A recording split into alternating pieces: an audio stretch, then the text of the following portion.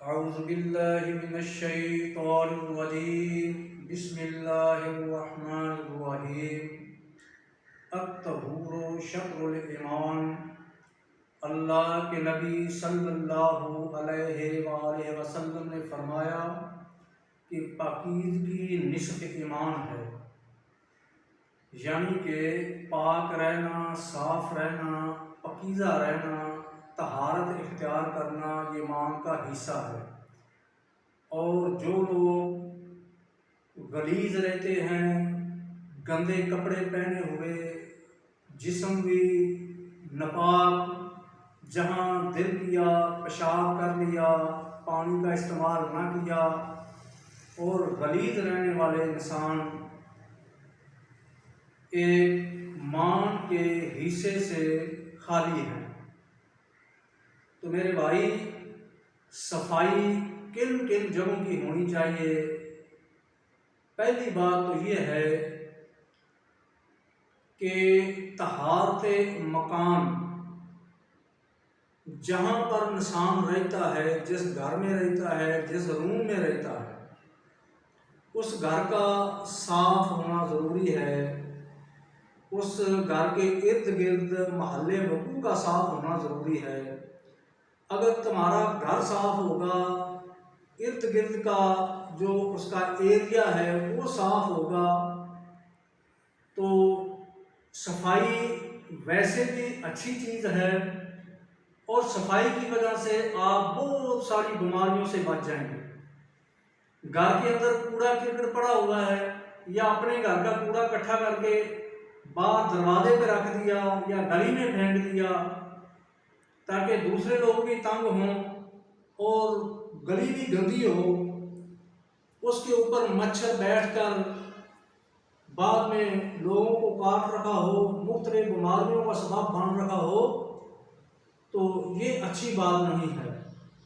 सबसे पहली बात, अपने घर को साफ रखें, अपने कमरे को साफ रखें।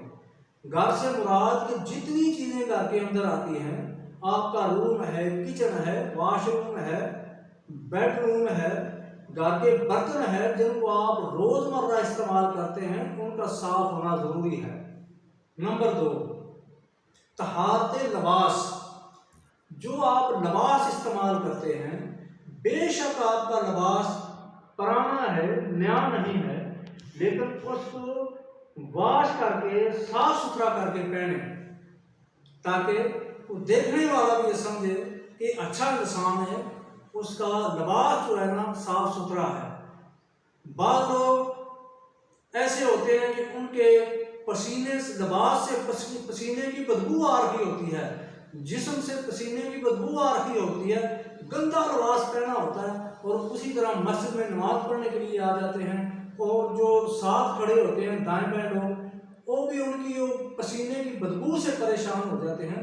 तो मेरे भाई, नंबर 2, तो अपने लिबास को हमेशा साफ रखा करें।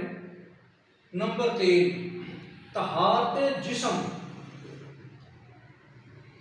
जो आपका जिस्म है, वजूद है, ये हर लिहाज से पाक और साफ होना चाहिए। बाद लोग ऐसे हैं, अल्लाह लोगों को पता ही नहीं होता, गुस्ल के तरीके का नहीं पता होता, गुस्ल वाजिब हो जाता है, वैसे ही चल फिर रहे होते हैं, इतने इतने नाखून बड़े होते हैं, कहीं भी दिन बल्कि कहीं की माँ लोग नहाते ही नहीं है, हाथों के नाखून बढ़ जाते हैं। और कुछ लोग आप ऐसे भी देखते हैं कि महंगे से महंगा लिबास पहना होता है, लेकिन सामने उनके गले के ऊपर देखें ना तो मैल जमी होती है। तो मेरे भाई, जिस तरह लिबास का साफ सुथरा होना जरूरी है, उसी तरह ही आपके जिस्म का भी साफ सुथरा होना जरूरी है। कोशिश किया करें कि कम से कम, अगर रोजाना नहीं तो दूसरे दिन बाद लाजमी नहाया करें, बल्कि गर्मी के अंदर रोजाना नहाना चाहिए, ताकि ये जो पसीने वगैरह की बदबू आती है ये ना आए। तो नंबर 3, तहारत जिस्म। नंबर 4, तहारत खुराक। जो खुराक आपने खानी है, आप खुराक खाते हैं, इसका साफ सुथरा होना लाजमी है। बाद लोग क्या करते हैं, कि बाहर किसी रेहड़ी से फ्रूट लिया, उसको बगैर धोए बगैर वाश किए वहां पर खड़े होकर खाना शुरू कर दिया। वो सारा दिन जो रेहड़ी के ऊपर फ्रूट बेचने वाला है, सड़क की मट्टी गर्दो गुबार गाड़ियों का धुआं उसके ऊपर जमा होता है। तो जब आप उसको वाश किए बगैर इस्तेमाल करेंगे, आपके मैदे में जाएगा और उसके साथ जो गंदे जरासीम है आपके अंदर जाएंगे और मुख्तलिफ किस्म की बीमारियां पैदा करेंगे और आप बीमार होकर फिर क्या करेंगे, डॉक्टर के पास जाएंगे, पैसे खर्च होंगे। तो कोशिश किया करें, अगर बाजार से फ्रूट खरीदा है तो उसको अच्छी तरह साफ करके धो के फिर इस्तेमाल करें। इसके अलावा जो एक खास कर जो स्कूल के बच्चे हैं, स्टूडेंट, स्कूलों के बाहर रेहड़ी लगाकर लोग चिप्स बेच रखे होते हैं, समोसे पकौड़े बेच रखे होते हैं, वो भी सारा गर्दो गुबार उसके ऊपर जाता है। सड़क का जो ट्रैफिक के साथ उड़ रहा होता है ना, उसके ऊपर जाता है। उससे भी परहेज करें। उसके बाद कुछ लोग ये गन्ने का रस सेव कर रहे होते हैं, निकाल के गन्ने का रस, उसमें गन्ने ऐसे होते हैं कि जो जिसको हम काने बोलते हैं ना, कीड़ों वाले गन्ने, खराब गन्ने, वो उसके अंदर वेलने के अंदर लगाकर उसका रस निकाल के सेल कर रहे होते हैं। उससे हेपेटाइटिस पैदा हो सकता है। तो कोशिश किया करें कि जो आपकी खुराक है वो पकीज़ा और हक हलाल की खुराक हो, पकीज़ा और हलाल की खुराक हो। अगर हक हलाल की खुराक खाएंगे, पकीज़ा खुराक खाएंगे, आप बहुत सारी बीमारियों से बच जाएंगे।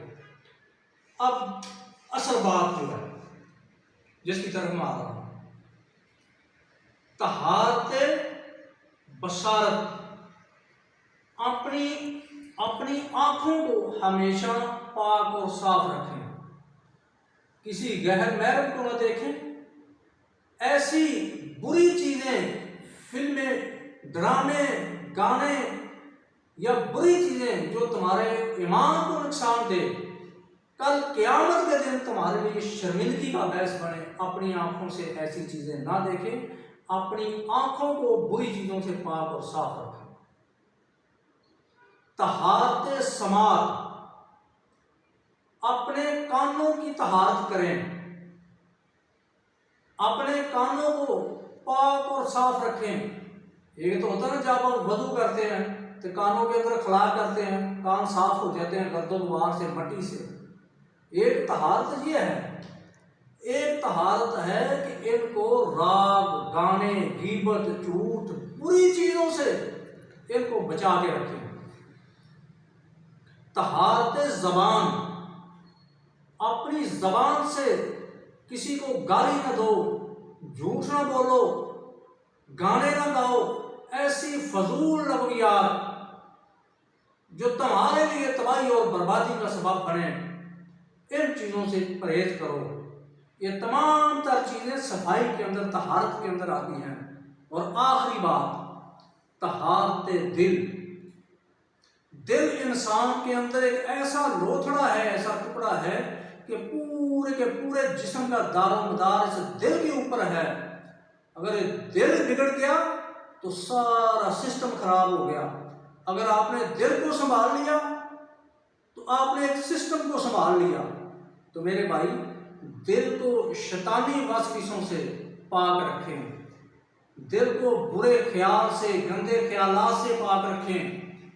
जब ऐसे वसवसे, ऐसे शैतानी ख्यालात दिल के अंदर आए तो फौरन ला हौल वला कुव्वत इल्ला बिल्लाह पढ़ें, अल्लाह का जिक्र शुरू करें, तस्बीहात करें, ताकि वो जो तुम्हारे दिल के अंदर शैतानी वसवसे आ रखे हैं, बुरे ख्याल आ रखे हैं, वो ख़त्म हो जाएं। तो मेरे भाई, सफाई बहुत ही ज़रूरी है, अहम चीज़ है।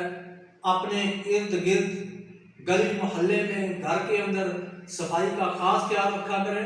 बाद मोहल्लों में आपने देखा होगा गोबर पड़ा होता है, शापर पड़े होते हैं, लोगों ने माल मवेशी बांधे होते हैं और वहाँ पे मच्छरों मक्खियों का बसेरा होता है, और जो वहाँ के बासी होते हैं उन बेचारों का जीना मुश्किल हो जाता है।